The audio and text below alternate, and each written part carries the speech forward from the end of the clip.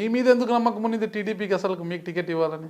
అదే మనం చేసిన పని, మీరు చెప్పిన ట్రైనింగ్ సెంటర్స్లో మనం చేసిన వర్క్ కానీ, లేకపోతే ముందు నుంచి మనం చేసిన యాక్టివిటీస్ కానీ, ప్లస్ నా background engineering college education related ఉంటాం. సో కొంచెం ప్రొఫైల్ కూడా యాప్ట్ ప్రొఫైలు ఇంకా బాగుంటుందని చెప్పనేసి లోకేష్ గారు నెంబర్ 1. నెంబర్ 2, కొత్త వాళ్ళకి అవకాశం ఇవ్వాలా, కొత్త లీడర్షిప్ని ప్రమోట్ చేయాలి. లోకేష్ గారి నుంచి నడిపేదే లేదు.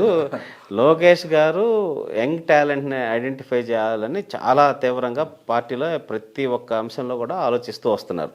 ఏ ఒక్క డెసిషన్ తీసుకునే దాంట్లో కూడా యంగ్స్టర్స్ని తీసుకురావాలని చెప్పి ఆలోచన చేశారు. ఆయన చేసిన ఆలోచనని చంద్రబాబు నాయుడు గారు వెరిఫై చేసుకొని ప్రొఫైల్ బాగుంది, అంతా ఓకే అని చెప్పనేసి ఆయన కూడా ఓకే చేయడం జరిగింది. తర్వాత కంటెస్ట్ చేసాం.